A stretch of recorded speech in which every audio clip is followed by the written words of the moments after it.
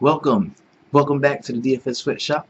I am your host, the DFS Jerusalem, and you can follow me on Twitter at DFS Jerusalem. And the first thing I want to do is I want to thank all of the new subscribers and the new viewers, everybody that's been tuning in to mix it up in the sweatshop. We all chop up game, man, and we discuss the games and the recent news that comes out as it does. So I just wanted to thank everyone for hitting that like button, that subscribe button, sharing the videos, and just getting the DF Sweatshop out there. So thank you very much. And wow, we've got a magnificent gift tomorrow. Feels like Christmas for the DFS players, where we get to wake up in the morning and the first thing we get to see is NFL football at 9:30 a.m. How wonderful is that, right? I'm looking forward to it a lot. Plus, my New York Football Giants are going to be playing in London against the Rams. So we get to wake up and we get to watch football as soon as we get up. We have to wait for that 1 o'clock kickoff. So, man, since we made the first video this week, our first looking at all of the point totals, because that's the first thing every good DFS player does, especially when football is concerned. He looks at the point totals, and we see which games we want to target and where we want to develop our core of players, right? So since we've done that, the DFS industry has been shaken up by injuries. We've got a lot of injuries this week. A ton of value is opened up, and you can look at it, in an optimistic way or a pessimistic way. The optimism will tell you, well, hey, now I can get those guys that I wanted to get in my lineup that I couldn't afford before the injuries took place. The pessimistic side is, hey, I'm just a kind of a novice DFS player. I'm not going to be able to cover every base. Now, so many trap doors have been opened for the quote-unquote sharks that, it's going to be hard to hit on every cheap play, every amount of value that has opened up since the injuries took place. But we've got something for that. Here in the DFS Sweatshop, we stick to our picks. Just because value opens up, quote unquote, it doesn't mean we got to jump on everything, right? So what we're going to do is we're going to take a look at some of the injuries that have transpired throughout the week, and we're going to gauge it to see how we need to react to it. Do we need to abandon ship in favor of, this new development that took place? So let's go ahead and jump right in, man. Now, one of the biggest injuries news of the week is going to be Mike Gillislee starting in place of LeSean McCoy. Now, if this is accurate, we'll know right before 1 o'clock lock tomorrow. We should know if LeSean McCoy is going to play or not. I think whether he is listed as active or not, we fire up Gillislee, we get him in our lineups, especially if we're playing cash games. Now, in tournaments, he's probably going to be one of the highest owned players. We're looking at him, and with Doug Martin still being out for Tampa Bay against the 49ers, we're going to be looking at a ton of Jacquizz Rodgers. Now, Jacquizz Rodgers, his ownership is going to be so high that he can actually be a subject of fade talk. Now, we fade players generally when they don't have the upside that LeSean McCoy might have had last week. Remember, LeSean McCoy last week was unfadable. It didn't matter if his ownership was 65%. We were not fading LeSean McCoy. We knew that he was going to blow the fuck up, so we started him everywhere. That's what we did. If you were sharp, you started him everywhere. Now, with Gillislee, he doesn't have that upside that LeSean McCoy has, I don't think. He's not as good a player as LeSean McCoy. The same thing with Jacquizz Rodgers. They don't have that upside. So those guys can actually be a subject of fading. People that we just shy away from. We don't get them 100% in our lineups. We may, knock that down to 10, 15% if we were going to put in multiple entries. So going up against the 49ers, I do like Gillislee still. And at 3K, this whole DFS thing, especially when it comes to football, it's about touches. It's about touches. So if we're going to get a lot of touches, we're going to get 20 touches from at 3K, you got to buy that. So I'm going to have plenty of Gillislee in my lineups. He opens up value for other spots as well. Now, Jacquizz Rodgers, he's a little bit different because they also have a potent passing game in Tampa Bay. So he's not. If they don't win this game, if Tampa Bay loses, or if Tampa Bay wins this game, it doesn't have to be because Jacquizz Rodgers has a great game. Now, on the other side, if Buffalo is going to win this game, they're going to have to run the ball and play defense, kind of hallmarks of what Rex Ryan does. So I really think at this point, if you want to stay with the field, Gillislee at 3K is unfadable. Now, we're looking at Jacquizz Rodgers. His price is a little more, about 4,600. So he is fadable. He's somebody that we may look at and say, hey, man, the ownership on him, once it approaches 30, 40%, if he goes out and has a 12-point game at 4,600 and you've got a decent pivot play, so you've got Giovanni Bernard, who's probably going to be highly owned, but not as highly owned as Jacquizz Rodgers, well, then you've just separated yourself from a lot of the field. So let's keep looking at some more of the injury report. Now we've got Odell Beckham, which really isn't going to take a lot of precedence if you're not playing in that 9:30 slate. Plus, there's not too many great GPPs in that slate. They know better than to do that.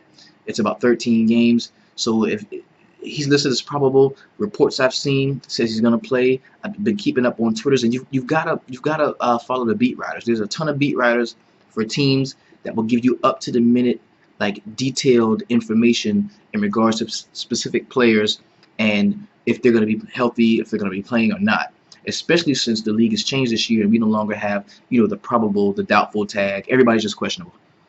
So, I mean, what do we do with that? We follow the beat writers and we stay on key when it comes to that. We've got Joe Flacco with a shoulder. Now, he returned to practice Friday after sitting out this week with a shoulder injury. He got that in the Giants in week 6. Now, John Harbaugh said that he was encouraged by Flacco's return and the Ravens would likely make him a game-time decision when it came Sunday. Now, ESPN is reporting that Flacco will be active for Sunday's game. So, I liked the Ravens defense this week before the Flacco news came out. I was all over it, mainly because of Geno Smith going to be starting at quarterback for the Jets, and I'm sure he's prone to turnovers. So I was all over the Ravens defense. Now we look at it, if Flacco doesn't play and Ryan Mallett plays, let's say he's subject to turnover, give them short fields. So that gives the Jets a better opportunity to score. So what we got to do is we've got to stay close to this and keep up with it and see if Joe Flacco is in fact going to play. We've got a ton of notable injuries this week too, man. Like I said, LeSean McCoy's out with a hamstring, and contrary to early report, he hasn't been ruled out. Okay, now LeSean McCoy has not been ruled out of the game. I think it's a smokescreen. I don't think the guy's going to play, and if he does play, I think it's going to be more of a decoy and see limited snaps. So fire up Gillislee. I'm not worried about if LeSean McCoy's going to be playing or not. I'm just not worried about it. I don't think he's gonna. He may suit up, but I don't think he's gonna play. And if he does play, I don't think he's gonna play enough snaps to warrant shutting down Gillislee at 3K. I just don't think so. Right?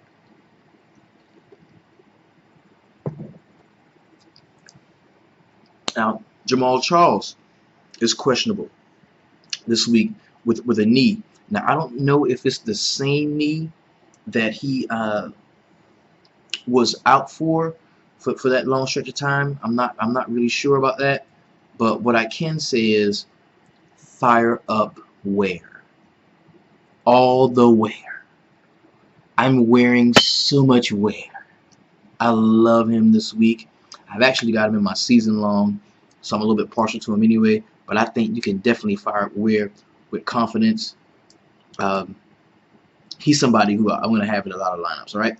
Now, another play we've got that's going to be, and this is on the defensive side of the ball. This is somebody who is going to affect what we've got going on, because a lot of these defensive players, they affect the offenses that we choose, especially when it comes down to stacks.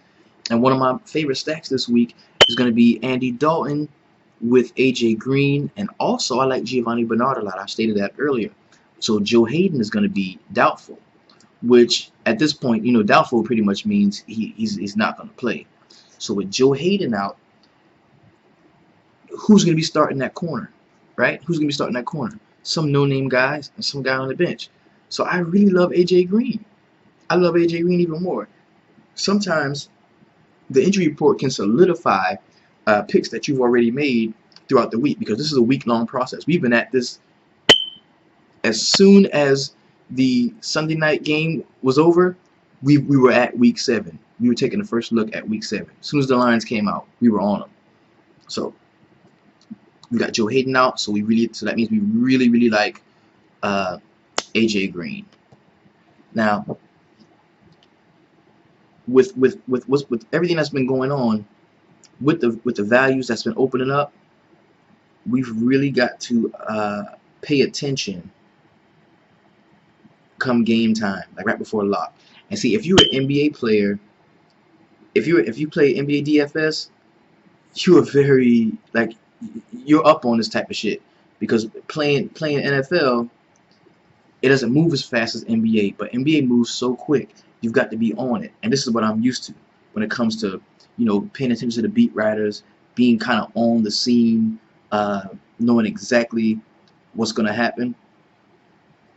And let's keep on. All right, the next.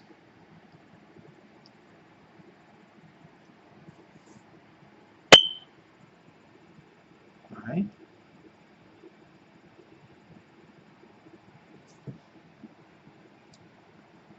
Nick Mangold is out for the Raiders. Now, that may affect their passing attack, may affect their rushing attack. He is questionable with a knee. We've got Stephon Diggs is questionable with a groin. We know he's been out before, and they're going to be against the Eagles anyway, so I'm not touching that game too much. See, some of these injuries are not going to affect us, and we've got to not just sway and stay keen to where we were when we first learned about the week and what we really wanted to do as far as our week was concerned. Carlos Hyde is going to be out. Now, Hyde's status was in doubt most of the week after suffering that shoulder injury that had him in and out of the lineup against the Bills in Week 6. And on Friday, the 49ers officially ruled him out for their Sunday matchup against the Buccaneers. So who's behind him? This is another key point. We got Mike Davis. This is where Mike Davis comes in. Now, this is another minimum salary guy, going to be getting 15, 20 touches in the same game, right? Do we want to get off of Gillislee in favor of Mike Davis? Do we want to kind of hedge a little bit when it comes to stuff like that? I don't think I'll be doing it. I'm not going to be touching Mike Davis. He's a strong power back. Came out of South Carolina. He's got some quicks, but he's not somebody who I'm going to be rostering. We've got Terrell Pryor. He is questionable. Now, Pryor, he did test his injured hamstring Friday during the walkthrough, and Hugh Jackson didn't indicate whether he believed his top wide receiver would be available against the Bengals. But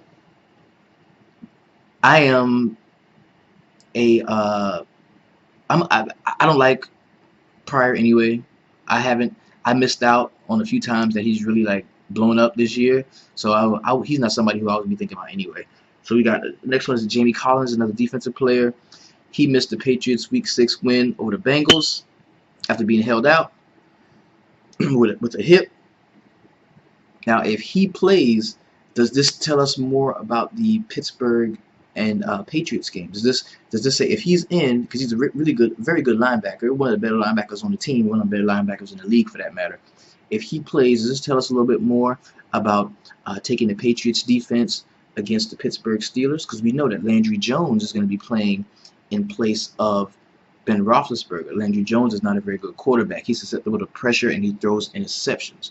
So this would tell us that maybe the Patriots would be a really good play. See, I'm already questionable about the Ravens waiting on that Joe Flacco news. All of these parts work together, people. We've got to stay focused on the injury report. At the beginning of the week, look at it like this. Beginning of the week, Vegas lines, right? Middle of the week, we really want to be focused on our core, developing our core of players. Closer to game time, we want to be set on understanding the injury report and its implications going forward for the rest of that week. Because once lock at 1 o'clock, whoever you got in there, they're playing, right? Okay. Now we've got Latavius Murray. He is questionable, and I think he's going to be like a game time decision.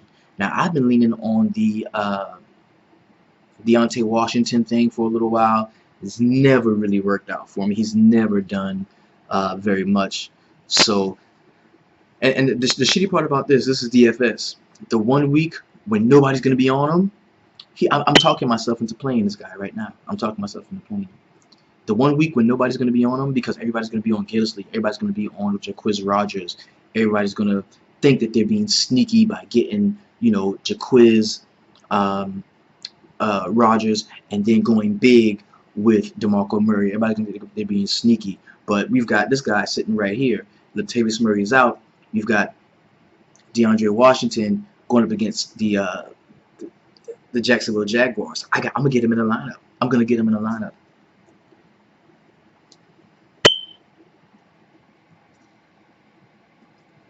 But he did return to practice, and he said that he would try to play against the Jaguars. So, and Jack Del Rio said that he had a good week of a good week of practice, right? So that's somebody that we're gonna have to keep our eye on closer to game time. We got T.Y. Hilton. Ooh, T.Y. Hilton. He's gonna be a game time decision against the Titans.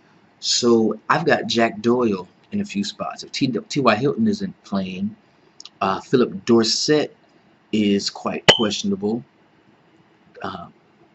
Charlie Rogers. What does it say about Charlie Rogers? See, value has opened up everywhere. This is going to be an insane week for DFS because so much value has opened up. And once we go through the injury report, we're gonna adjust it and we're gonna make a lineup. We've got Steve Smith is the next target on our injury report, and he hasn't practiced in almost 2 weeks and is not expected to play on Sunday against the Jets. John Harbaugh didn't rule him out completely, but if he hasn't practiced, he's probably not going to be playing. So I think that's somebody that we can totally avoid. But I don't really see too much going on the receiver side outside of Mike Wallace, and that's only if Joe Flacco is going to play. So if Joe Flacco is not going to play, Mike Wallace is totally out of play for me. Next is going to be Jordan Reed. Now, we know Jordan Reed is out. We got that news earlier in the week. We saw Vernon Davis step in last week and catch a touchdown. Do we go back to that well? I think so. Going up against Detroit, they are 27th in the league DVOA against the tight ends. So I like Vernon Davis this week. I've actually got him in a few spots. He's 2,900, 2.9K on DraftKings. I like Vernon Davis. Jordan Reed is out. We can definitely fire up Vernon Davis.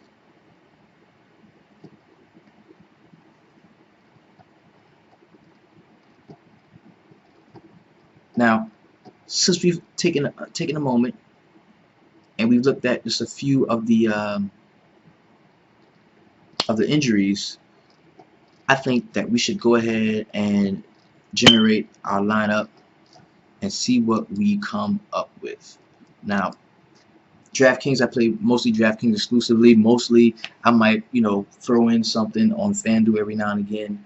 But like I said, there's a few plays that I really like this week, and we're gonna start with at quarterback. I believe in stacking. I'm gonna do every lineup. I'm gonna have a stack of some sort, and I think this week, and I'm giving you like my real lineups. This ain't some shit that I'm just like not gonna be playing.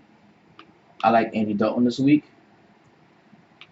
He's going up against the Cleveland Browns. I believe you can stack anybody against the Cleveland Browns, and you'll be fine. I like him. And of course, I'm going to pair him with AJ Green.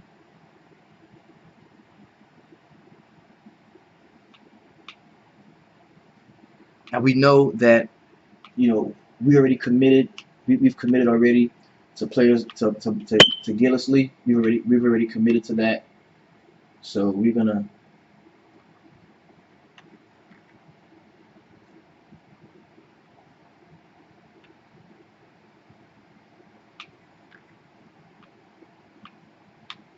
We've already committed to Gillislee. We like him. And I think for me, at that high ownership, you're talking 30 to 40% owned. He's a fade to me. Jacquizz Rodgers, he's a fade. I'm not gonna play him. I'm not gonna play him. I'm gonna be way underweight on Jacquizz Rodgers. In all of my lineups, I'm gonna be way underweight on Jacquizz Rodgers. Okay. Now, so here, I like because I'm gonna go with the full three-part stack when it comes to the Cleveland offense.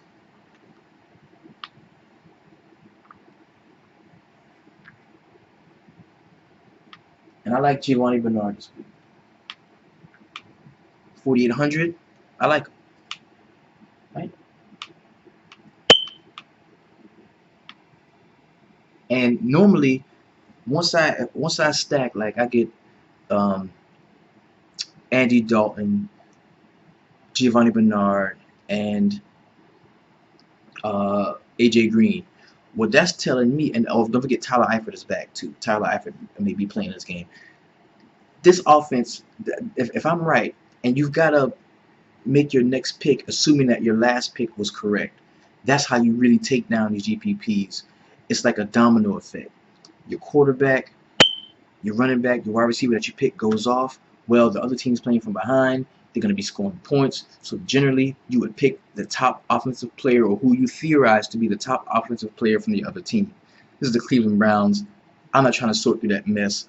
I'll just take the Cincinnati stack the way it is, and I'll find some money somewhere else, right? So a lot of people are going to be on Julio this week. Julio, and plus with the value that opened up, he's going to definitely see a lot of.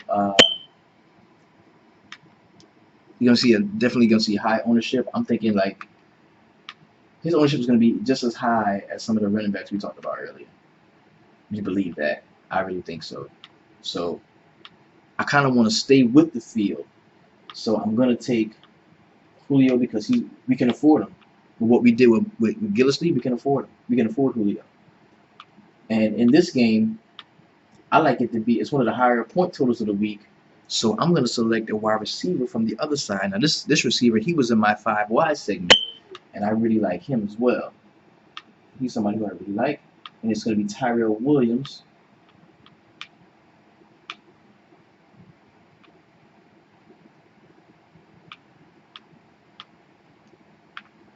From the San Diego and the Atlanta game. 4,400. All right, so now let's go and see what we have so far. See what we've done so far, okay?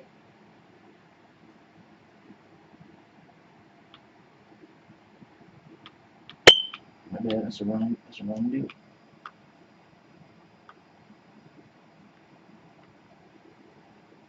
Here we go. This is the Tyrell Williams right here.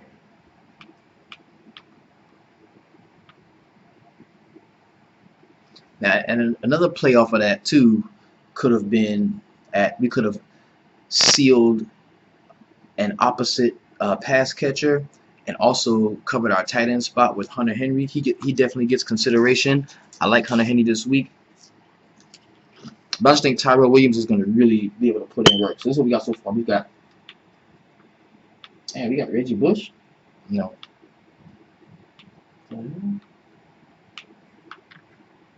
We ain't got Reggie Bush.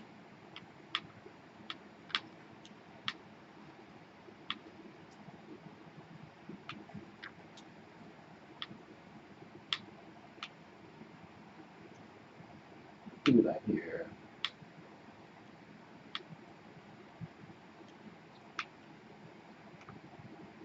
We like Gillislee.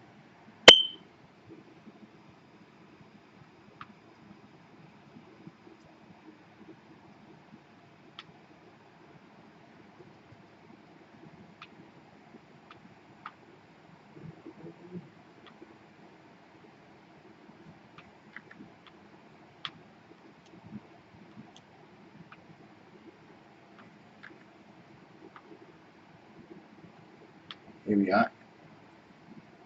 Right here.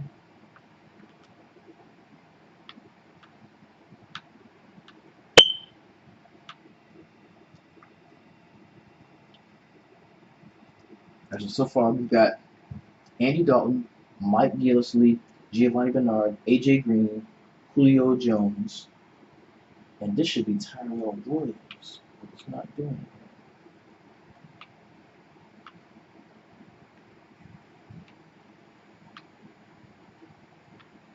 Here we are.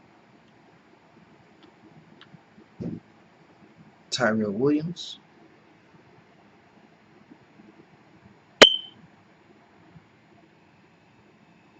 Okay. Now we tight end defense. I'm gonna stay true to my defensive pick. I just hate Geno Smith. I think he's a horrible quarterback, and I think that the Ravens are gonna be able to totally destroy them. So.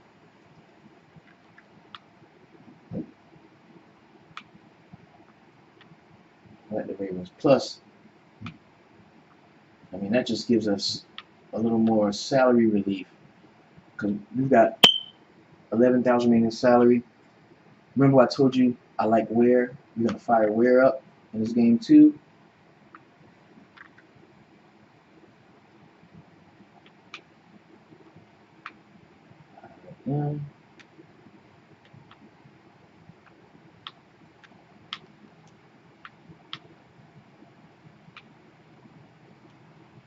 We got Spencer Ware, which gives us $5,400 in salary to spend on the tight end.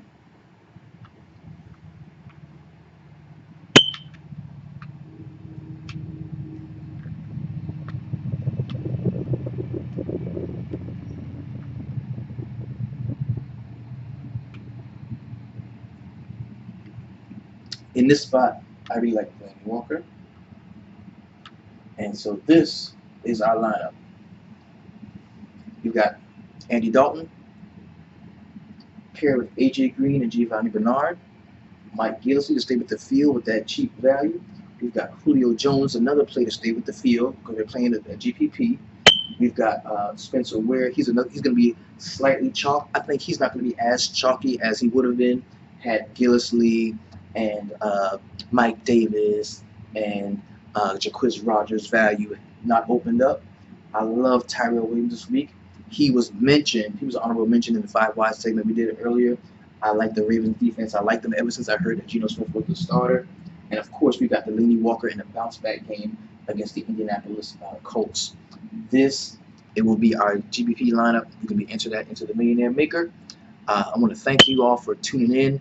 I am your host, the DFS Jerusalem, and you can follow me on Twitter at DFS Jerusalem. Thank you. Merry Christmas in the morning. You're going to wake up and watch football. It's going to be lovely. I hope my New York Football Giants win. But like, share, comment, mix it up under this video. Thank you so much for the many subscribers that we received over the last couple of days, the last few weeks. We're still gearing up for NBA. NFL is something that we always are into, but NBA is a steady, daily grind. I'm going to be dropping videos every day, detailed videos about the every game, everyday slates. So I look forward to hearing from you in the comments. Thank you. Have a wonderful evening and enjoy your Sunday.